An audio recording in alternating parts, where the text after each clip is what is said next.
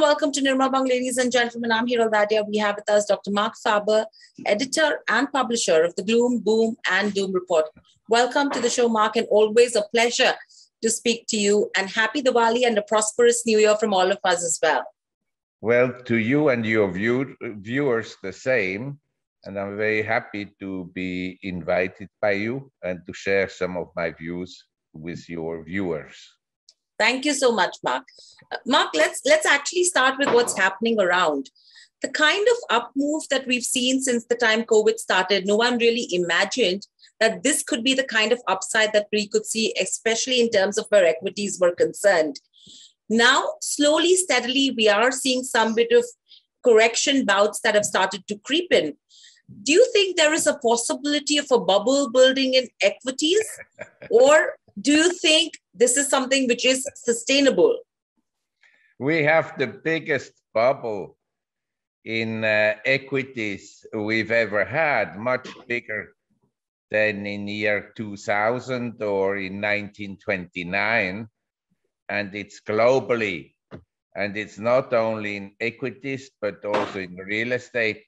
What you pointed out, that it's been kind of surprising that markets went up so much since the crisis began, is that the global economy isn't doing particularly well, as you know, and we have now inflationary pressures, but stocks have gone up. So what you have is a global economy that is going down essentially, and the market is going up because of money printing by central bankers, whereby I have to say, I would think that the Reserve Bank of India is a relatively responsible central bank compared to the others.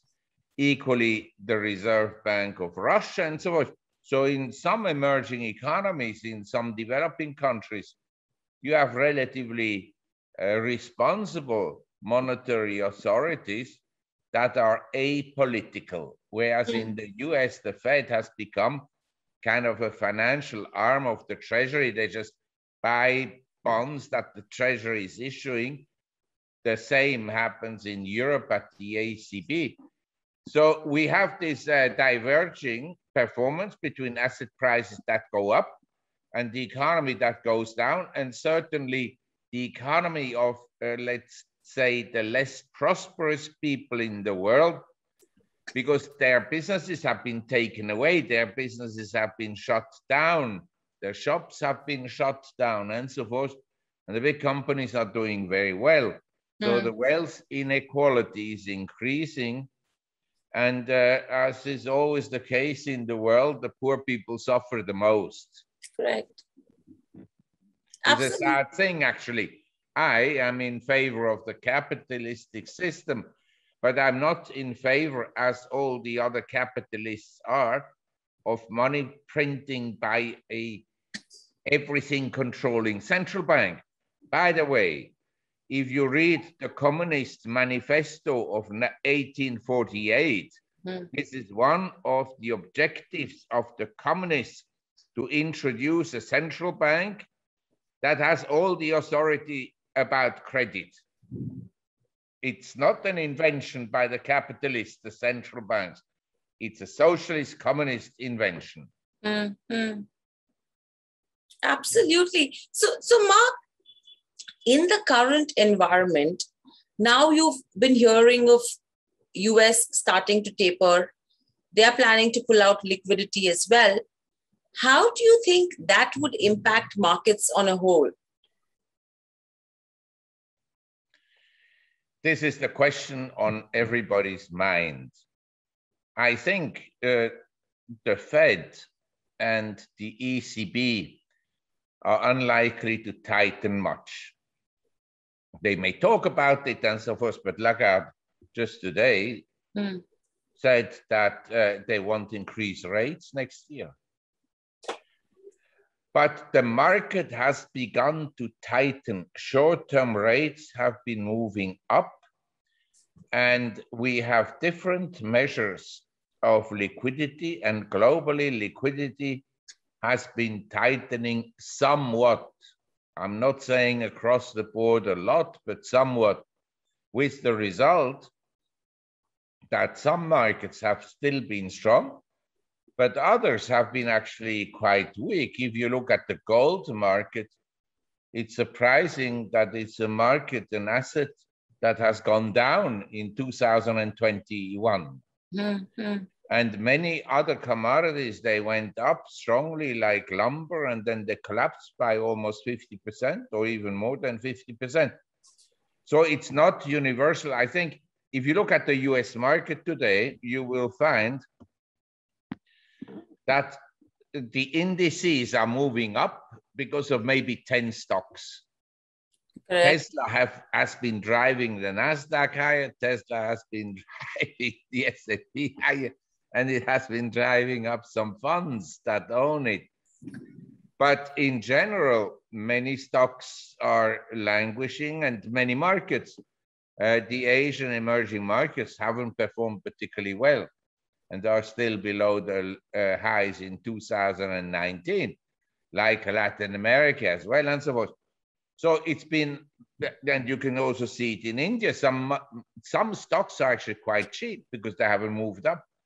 In general, value stocks have had a disappointing performance, and growth and meme stocks, anything you don't know how to value, has gone ballistic. Mm. So overall, right now, if you have to say between, say, equities, commodities, real estate, maybe currency, or even a cryptocurrency, where would you want to place your bets?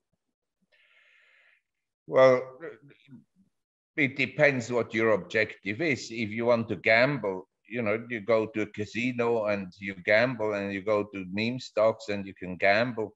And some stocks shoot up and others shoot down on the same day. I advise investors to be very careful because assets are not inexpensive.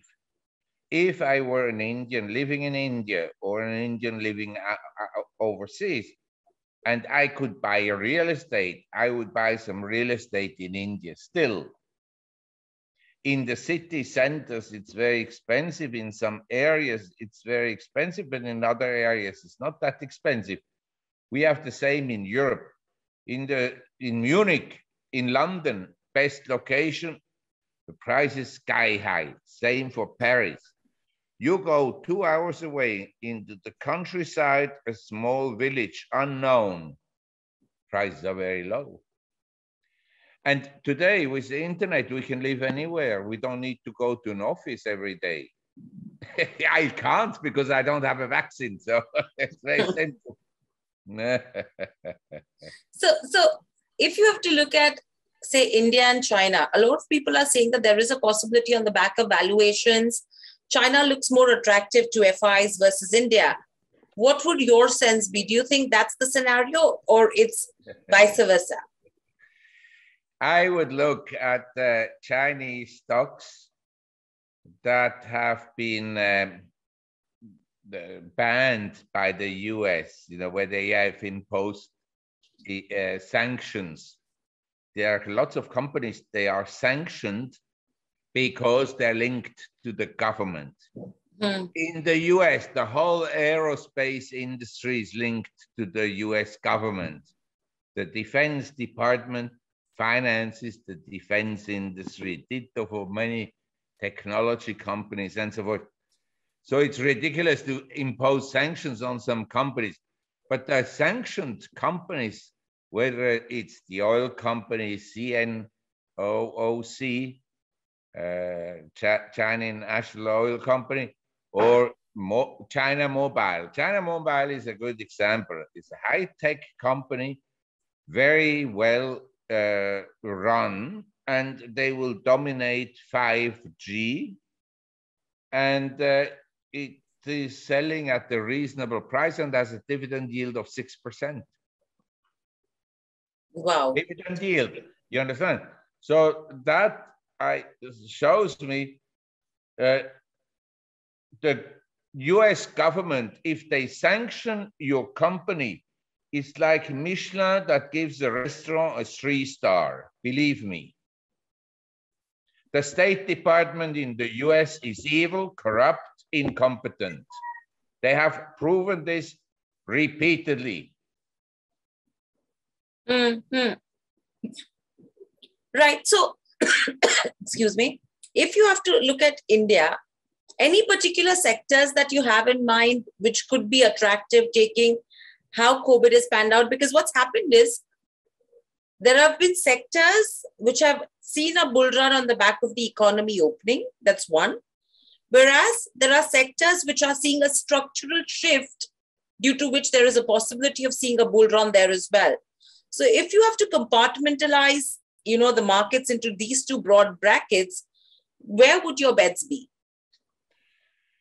Well, I still like the banks. I like companies that have to do with real estate development. And I think that there are lots of niche companies, small companies in a location that can do well. And they will eventually, the market is still highly fragmented, so there'll be a lot of takeovers and so forth. So you have to ask an Indian specialist, which I'm not. As you know, I follow all markets around the world. And I can tell you there are lots of stocks that are very expensive, but there are lots of stocks that are cheap. I was looking the other day at the Turkish stock market. It's a country that has some problems, but the companies are very well run. And they operate in an attractive segment geographically seen in Central Asia.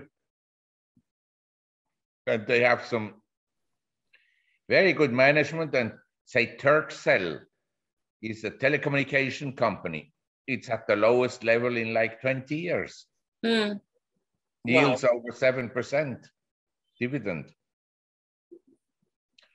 And Erdogan is not exactly my ideal of a leader, but he's, I would rather have a country being led by Erdogan than Joe Biden. That I can tell you. Or Trump, for that matter. Right. So that's to do with equities, Mark. Now, simultaneously, it seems that the commodity markets are in a perpetual bull run as well right now. Again, between industrial commodities and precious metals, what would you look at? Because the way the dollar index has been panning out right now, you are seeing bouts of correction that are coming in on the precious metals. Do you think that's the space where someone should continue investing? The speculative demand is non-existent for precious metals. The speculative demand is for meme stocks globally and for cryptocurrencies. Nowadays, lots of cryptocurrencies. Some have done much better than Bitcoins. So that has taken the speculative angle out of the precious metals markets. I think the precious metals at this level, given all the money printing, that is likely to continue. And another factor to consider is this. My view is that because of inflationary pressures, people's real incomes, the salary less the rate of inflation, as the real income will go down. And so the economies around the world will be weak. In a weak economic environment around the world, because of affordability issues, they don't have the money to buy a house, and their salaries declines because of inflationary pressures. In that environment, I don't think that industrial commodities will do all that well. I think that precious metals will come back in fashion, but it may take, another 1 or 2 years. I think they're not expensive. I think platinum is very cheap. Right. And overall, if you see in terms of, if someone is putting money, say, between commodities, equities, the debt market, or maybe even let's consider cryptocurrencies. what, according to you, is a good allocation?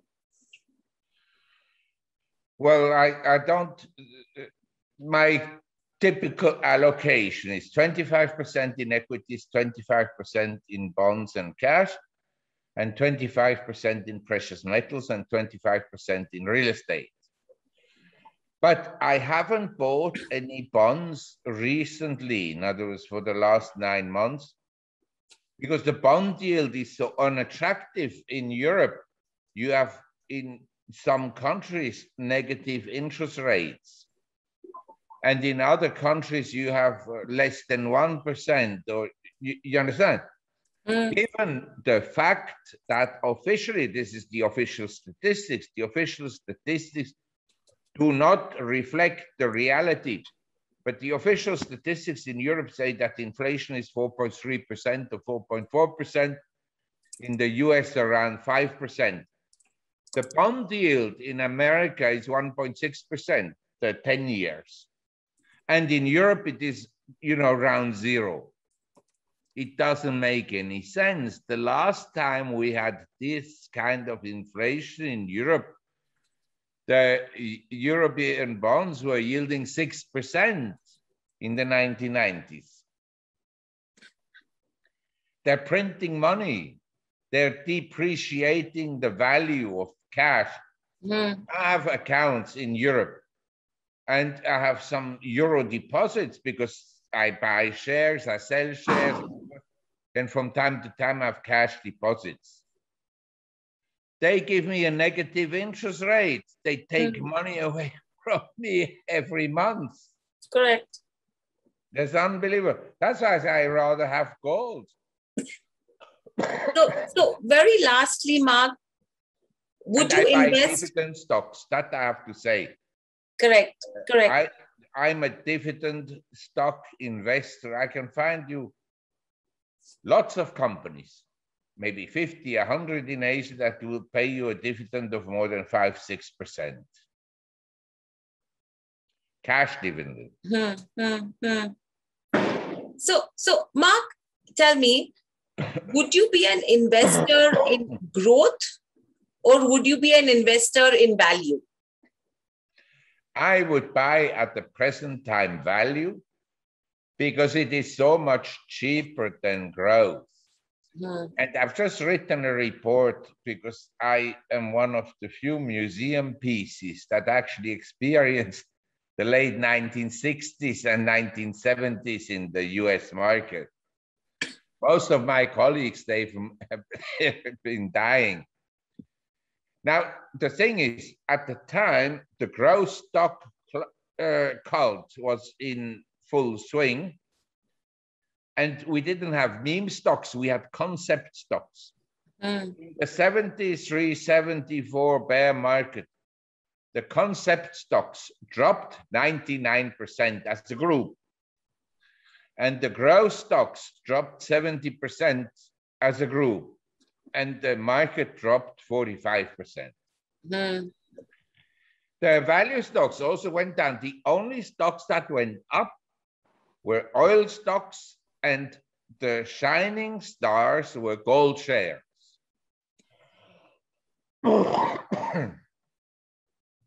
These were the shining stars. Then after the bottom in 74, the market rebounded and gold went to sleep for 2 years until 76. After 76, gold went ballistic to 1980, to the peak at $850. Correct. So I would buy value if you buy anything, but I'm not of the view that you will make a lot of money in stocks over the next 12 months. Right. So Marc, my last question comes to you. It's been your personal motto when you say, follow the course opposite to the custom, and you will always almost be right. Is that something that you continue to follow? Well, I think we have to be careful in a mania. The majority who speculates and buys the dips and keeps on playing the game, they are right for a while, because the bubble becomes bigger and bigger. And as Keynes observed, there's the irrationality can stay longer than your own rationality, and so you might be wiped out. So we have to be careful being a contrarian. I have no short positions at the present time, but I think it is obvious to me that in the US, the government will rather take a 30% decline in the value of the US dollar than a 30% decline in the value of US assets like real estate and stocks. So I'm moving money out of US dollars into other currencies. Okay. And what currencies would you then prefer? I like the Asian currencies. And any specific reason for that? I think we have a very interesting development in the world. And this is, as you know, we had socialism in Vietnam and in China, in the whole of the Soviet Union, in Eastern Europe. And we had policies of isolation and also socialist policies in India. And all these socialist countries, they began to open up and take endorse market-friendly policies, which meant more competition and more dynamic economic development. And as a result, all these countries have flourished, some more and some less, but in the general direction has been for an improvement in GDP per capita. And you know this very well, being in India. Correct. Cannot deny that. And so the people in all these countries, the last thing they will ever want is socialism. But the spoiled European rats and American woke, they think that the government should do more and the government should do this and the government should do that. In other words, the government should help you always. And once the government always helps you, they control you.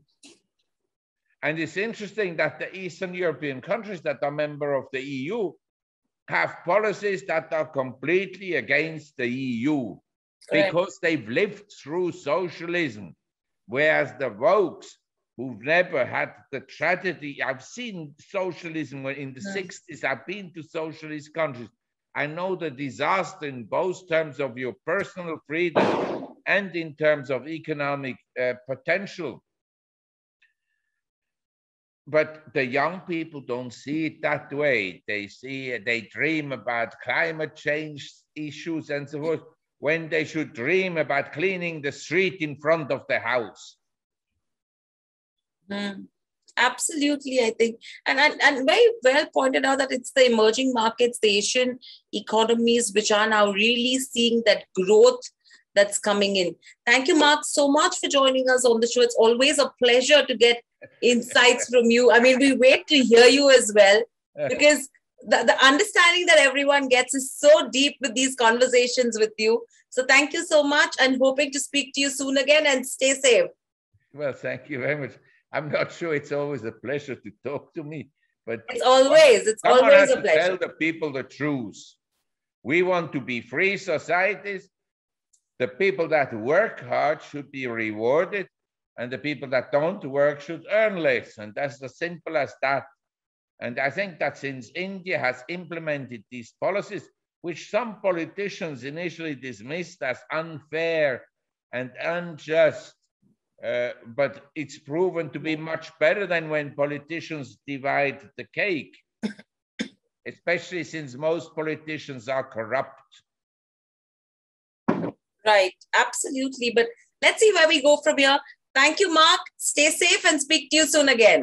Well, thank you. Bye-bye. Subscribe to our YouTube channel for in-depth interviews of India Inc.